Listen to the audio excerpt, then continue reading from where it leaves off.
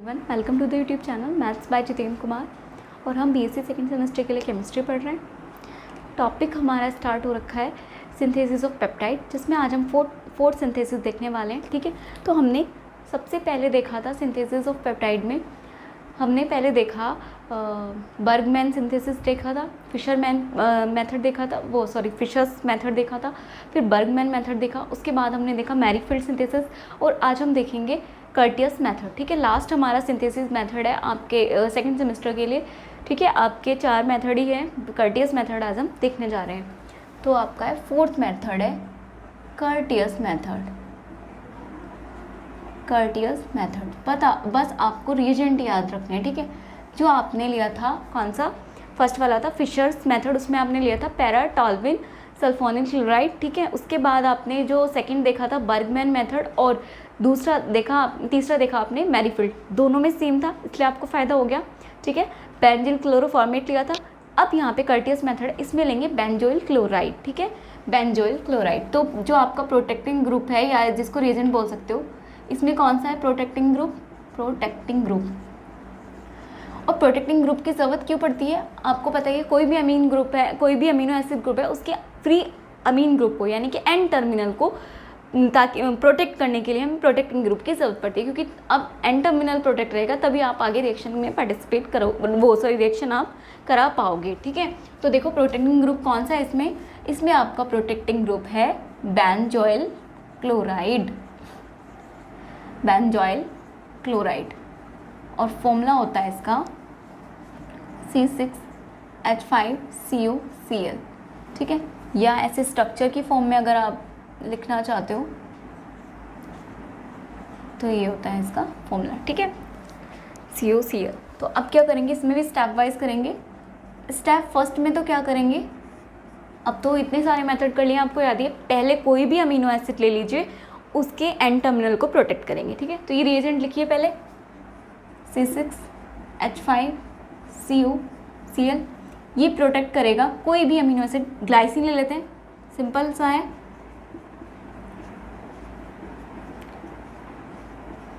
ठीक है, ये मैंने लिया है ग्लाइसिन, ये है आपका बेंजोइल क्लोराइड। ठीक है, अब क्या करेंगे, प्रोटेक्ट करेगा, यहाँ से प्रोटेक्ट करेगा, HCl तो बाहर निकल जाएगा, माइनस HCl, और ये आके इस पर जुड़ जाएगा। ठीक है, C6H5CuNH CH2COOH, ये आपका बना है बेंजोइल ग्लाइसिन। ठीक है, बेंजोइल ग्लाइसिन। तो फर्स्ट कर्टियस मेथड के फर्स्ट स्टेप में तो करते हैं अमीनो एसिड के एन टर्मिनल को प्रोटेक्ट। ठीक है, और सेकंड स्टेप में क्या करेंगे, जो आपका प्रोटेक्टेड ग्रुप बना है, यहाँ पर क्या है आपका एन प्रोटेक्टेड, लिख सकते हैं यहाँ पर एन प्रोटेक्टेड हो गया है। ठीक है, सेकंड स्टेप में क्या करेंगे, जो बेंजोइल ग्लाइसिन है यानी कि एन प्रोटेक्टेड डेरिवेटिव आया है आपका, इससे हम इसका एस्ट्रिफिकेशन करेंगे, यानी कि इससे एस्टर का फॉर्मेशन करने वाले हैं। ठीक है, तो उसके लिए क्या करेंगे, इसकी रिएक्शन करा देंगे एथिल अल्कोहल से, C2H5OH। ठीक है, ये होता है आपका एथिल अल्कोहल। ठीक है, अब चाहे तो आप इसे रिवर्स करके लिख लीजिए, क्योंकि यहाँ से क्या होगा, एक H जाएगा इसके OH के साथ। ठीक है, वाटर बाहर जाएगा, माइनस H2O, और ये C2H5 इस पे आके जुड़ जाएगा, यानी कि ये कुछ ऐसा हो जाएगा।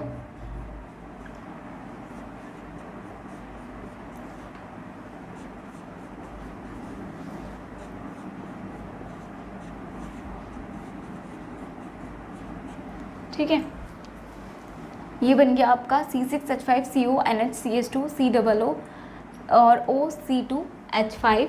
ठीक है, ये आपका हो गया एस्ट्रिफिकेशन। ठीक है, एक बार नोट डाउन कर लीजिए। अब देखते हैं स्टेप थर्ड।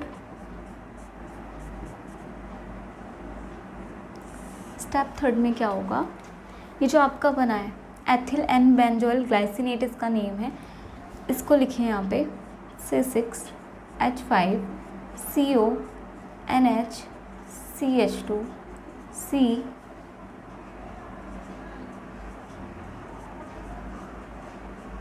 ये रहा, ठीक है। एथिल लिख लीजिए इसका नाम, एथिल एन बेंजोइल ग्लाइसिनेट, ठीक है।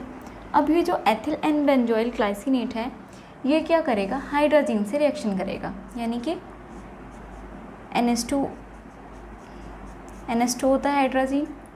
आपने कार्बोहाइड्रेट में रिएक्शन की थी, ठीक है, आपने फ्रक्टोज की भी की थी और ग्लूकोज की भी रिएक्शन की थी हाइड्रोजन से, जब उन्होंने हाइड्रोजन बनाया था, ठीक है। वही है NH2 होता है, मैंने खोल के लिख दिया है। तो यहाँ से क्या जाएगा, ये बाहर हो गया वापस से, और ये NH2 आके यहाँ पे हाइड्रोजन, ये है आपका हाइड्रोजन, ठीक है। क्या बना लेगा, एथिल एन बेंजोइल, ये बना लेगा हाइड्रोजन, यहाँ से क्या बना लेगा, हाइड्रोजन डेरिवेटिव, यहाँ पे लिख सकते हो आप C6H5CONH CH2COO, ये हो गया आपका NH2, ठीक है।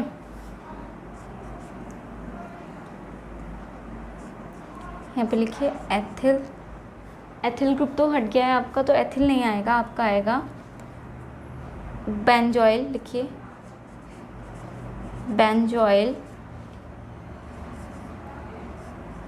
Benzoyl glycine derivative of hydrogen, ठीक है। Benzoyl glycine derivative of hydrogen, ठीक है। ये आपका थर्ड स्टेप है, एक बार नोट डाउन कर लीजिए। नेक्स्ट स्टेप 4 देखिए।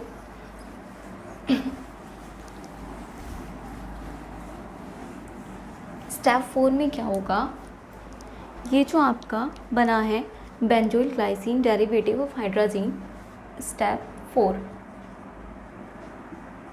ठीक है। इसमें क्या होगा, जो आपका बना है C6H5CONH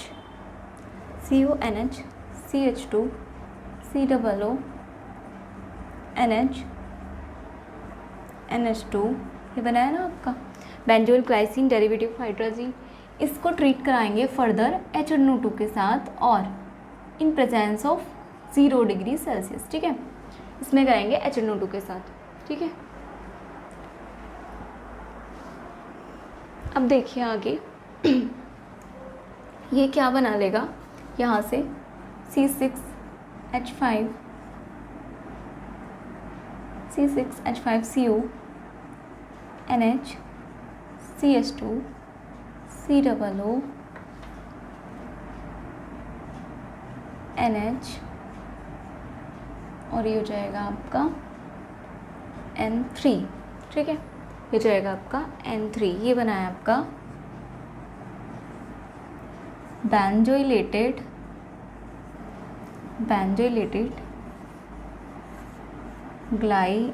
ग्लाइसिन अजाइड, ठीक है। ये बना है आपका बेंजोइलेटेड ग्लाइसिन अजाइड। देखो यहाँ पे आएगा NH नहीं N3 आएगा, बाय मिस्टेक लिखा गया है, ठीक है। ये हो जाएगा आपका N3, और ये बेंजोइलेटेड ग्लाइसिल अजाइड आएगा, ठीक है, ग्लाइसिल अजाइड, ठीक है। अब क्या करेंगे नेक्स्ट स्टेप में, ये जो आपका बना है स्टेप नंबर 5 में क्या करेंगे, जो आपका बेंजोइलेटेड ग्लाइसिन C6H5CONH CH2N3, इसकी रिएक्शन कराएंगे फर्दर किसके साथ, एस्टर ऑफ, ये तो बना था आपका इससे सेकेंड स्टेप में बना था आपका एस्टर, जब आपने अल्कोहल से रिएक्शन करके एस्टर ऑफ ग्लाइसिन बनाया था, यहाँ पे हम लेंगे एस्टर ऑफ एनालिन। तो आपको पता है एनालिन क्या होता है, एनालिन की स्ट्रक्चर होती है आपकी NH2CH, और CH यहाँ पे होता है CH3, और एक होता है आपका COOH, ये है आपका एनालिन। जब आप इसका एस्टरिफिकेशन कराओगे यानी कि C2H5OH से रिएक्शन कराओगे तो आपको पता है एक H यहाँ से इसके OH के साथ चला जाएगा और ये क्या बन जाएगा एस्टरिफिकेशन करने के बाद NH2 CH CH3 और COO C2H5 ये बना है आपका एनिलीन। तो ये था एनिलीन की रिएक्शन का ही एथिल अल्कोहल से ये बन गया एस्टर ऑफ एनालीन। ठीक है, एस्टर ऑफ एनालीन। तो हम वही करेंगे, यहाँ पे रिएक्शन करेंगे एस्टर ऑफ एनालीन से। अब मैं डायरेक्ट करूँगी, वहाँ पे मैंने बना दिया आपका। तो इसको ऐसे लिखेंगे खोलकर N और CH2 सॉरी CH, ये हो जाएगा आपका CH3 और ये हो जाएगा COO C2H5। ठीक है, ये आपका है एस्टर ऑफ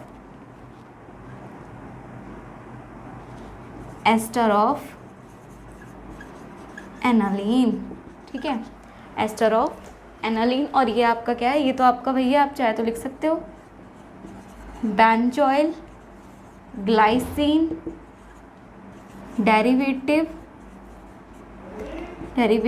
ऑफ नहीं सॉरी, ये तो हुआ है ना ऊपर वाला, बेंजोइलेटेड ग्लाइसिल एजाइड। ठीक है, इसकी रिएक्शन का है एस्टर ऑफ एनालीन से। तो यहाँ से देखिए क्या निकलेगा, ये N3 इस H के साथ बाहर निकल जाएगा।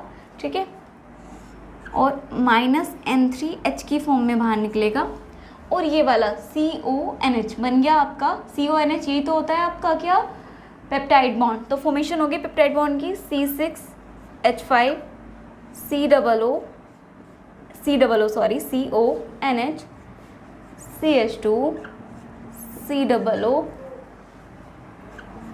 NH CH CH3 COO C2H5। ठीक है, ये हो गया आपका पेप्टाइड बॉन्ड की फॉर्मेशन। ठीक है, ये आपकी पेप्टाइड बॉन्ड की फॉर्मेशन स्टार्ट हो गई है। ठीक है, अब स्टेप बस एक स्टेप बचा है। चलिए पहले ही नोट डाउन कर लीजिए, फिर लास्ट करते हैं। ध्यान से देखिए, फर्स्ट स्टेप में आपने क्या किया, एन टर्मिनल को प्रोटेक्ट किया, उसके बाद उसको एस्टरिफिकेशन एस्टर में कन्वर्ट किया अल्कोहल से रिएक्शन करके। थर्ड स्टेप में आपने क्या किया, जो आपका एस्टर बना था उसकी रिएक्शन हाइड्रोजन से कराई और हाइड्रोजन का डेरिवेटिव बनाया। फिर हाइड्रोजन के डेरिवेटिव को फर्दर ट्रीट किया HNO2 के नाइट्रिक एसिड के साथ और बेंजोलेटेड ग्लाइसिन एजाइड बना लिया।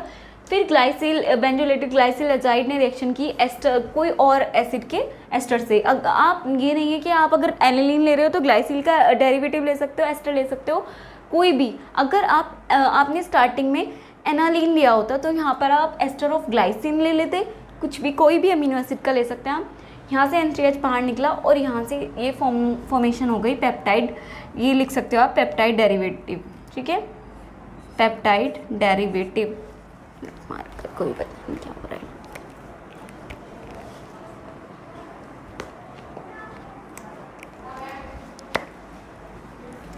ये हो गया आपका पेप्टाइड डेरिवेटिव। ठीक है, पेप्टाइड डेरिवेटिव यहाँ से। अब क्या करेंगे लास्ट स्टेप में, ठीक है, लास्ट स्टेप है आपका और आपके आज ही सिंथेसिस ऑफ पेप्टाइड ख़त्म। 4 मेथड आपने पढ़ लिया है। देखिए स्टेप नंबर 5 हो गया 6।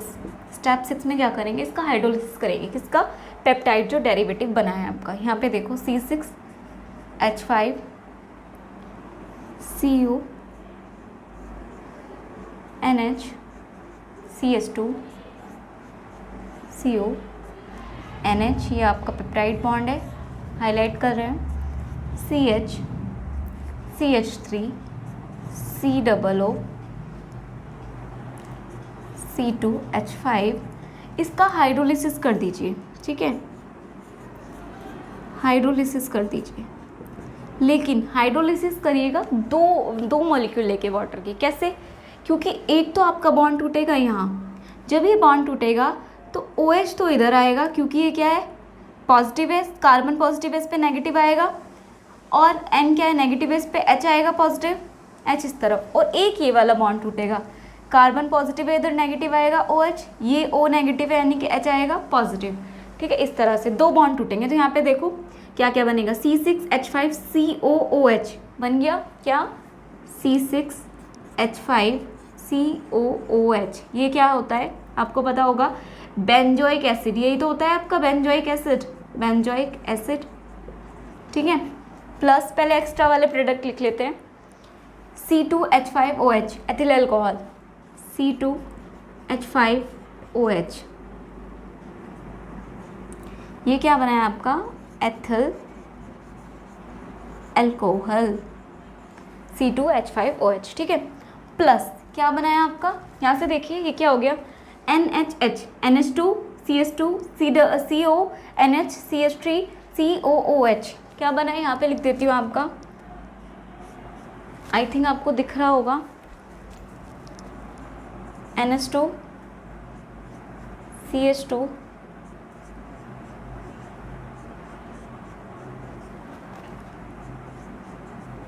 ये आपका पेप्टाइड बॉन्ड है, इसे मत भूल जाइएगा, CH3 COOH, ये बनाया आपका क्या, ये जो बनाया आपका, इसका क्या नेम है, ये आपका है तो क्या, देखो आप क्या है, एक ही पेप्टाइड बॉन्ड है तो क्या है, ये डाईपेप्टाइड। और आपको पता है हम जनरली डाईपेप्टाइड तक ही बनाना सीख रहे हैं, सिंथेसिस आपके जो कोर्स में है वो डाईपेप्टाइड तक ही है सिंथेसिस। ठीक है, हमने बर्गमैन सिंथेसिस से जब सिंथेसिस किया पेप्टाइड का, वहाँ भी डाईपेप्टाइड बनाया, और हमने फिशर्स मेथड से भी डाईपेप्टाइड बनाया, और हमने कर्टियस से भी डाईपेप्टाइड ही बनाया। लेकिन मैरीफील्ड एक ऐसा मेथड है जिससे आप बड़ी से बड़ी पेप्टाइड चेन बना सकते हैं। ठीक है, अब आगे देखिए, डाईपेप्टाइड तो हो गया, लेकिन इसका नेमिंग, अब कल भी मैंने आपको नेमिंग सिखाई थी, बर्गमैन सिंथेसिस में भी और आपको फिशर सिंथेसिस में भी, जो आपने पेप्टाइड बनाया था उसका नेमिंग की थी, उसका मैं भूल गई नाम लिखवाना, मैरीफील्ड जो आपका सिंथेसिस बताया था उसका नाम लिख लीजिएगा। ठीक है, जो आपने उसमें अमीनो एसिड यूज़ किए हैं उसके नाम लिख लीजिएगा। जैसे इसमें मैंने ऊपर लिया था ग्लाइसिन, ठीक है, बाद में मैंने लिया एस्टर ऑफ एनालिन, यानी कि 2 आपके एसिड इसमें इन्वॉल्व हुए हैं। कौन कौन से, ग्लाइसिन, 1 सेकेंड ये मार्कर भी नहीं चल रहा है, ग्लाइसिन सबसे पहले लिया था आपने ऊपर ग्लाइसिन, एंड देन लिया आपने कौन सा, एनालिन। ठीक है, यानी कि 2 हैं आपके, आपको पता है जो पहले लेते हैं उसके लास्ट में INE हट जाता है और YLE लग जाता है, यानी कि ग्लाइसिल हो जाएगा और एलानिन ऐसे ही रहेगा। इसी तरह आप बड़े से बड़ा कर सकते हो, आपने उसमें भी देखा होगा, इससे पहले जो किया था वहाँ हमने ट्राईपेप्टाइड बनाया, आप नाम लिख लीजिएगा, जो स्टार्टिंग के 2 होंगे उसको स्ट्रक्चर को देख के बनाइएगा, अभी लिखवा दूंगी आपको नाम, स्ट्रक्चर तो मुझे याद है। ठीक है, ग्लाइसिल एनालिन, तो इसका नेम क्या हो जाएगा, साइड में लिख सकते हो आप यहाँ पे, इसका नेम है ग्लाइसिल एलानिन। ठीक है, ये आपका ग्लाइसिल एलानिन। हाँ, तो इसमें क्या करा था हमने, फर्स्ट स्टेप में क्या किया, पहले एन टर्मिनल को प्रोटेक्ट किया, उसके बाद उसका एस्टर बनाया। ठीक है, एस्टर के बाद हमने उसकी एस्टर की रिएक्शन कराई हाइड्रोजन से, हाइड्रोजन का डेरिवेटिव बनाया, उस हाइड्रोजन के डेरिवेटिव को HNO2 के साथ ट्रीट किया और क्या बनाया, ग्लाइसिल एजाइड बनाया, एसिड एजाइड भी बोल सकते हो। यहाँ से कोई भी आप जो अमीनो एसिड ले रहे हो उसका एजाइड बनाओगे, एजाइड होता है N3 ग्रुप वाला। ठीक है, अब इस एजाइड की रिएक्शन कराओगे दूसरे किसी अमीनो एसिड के एस्टर से, वहाँ से पेप्टाइड बॉन्ड आएगा, आपका पेप्टाइड डेरिवेटिव आ जाएगा। पेप्टाइड डेरिवेटिव को क्या करोगे आप, उसका हाइड्रोलिसिस कराओगे, एक बेंजोइक एसिड बन गया, एक एथिल अल्कोहल बन गया, 2 मॉलिक्यूल लेके, मैंने सिर्फ हाइड्रोलिसिस लिखा है वहाँ पे क्योंकि यहाँ पे 2 जगह हाइड्रोलिसिस होगा, एक इस जगह इस बॉन्ड को तोड़ेंगे, एक इस बॉन्ड को, तो 2 मोल लेंगे हाइड्रोलिसिस के लिए। यहाँ पे बन गया डाईपेप्टाइड, उसका नेम हो गया, आपने ग्लाइसिल लिया है और एस्टर लिया है आपने एनालिन का, तो इसका नेम हो गया ग्लाइसिल एलानिन। ठीक है, चलिए एक बार नोट डाउन कर लीजिए।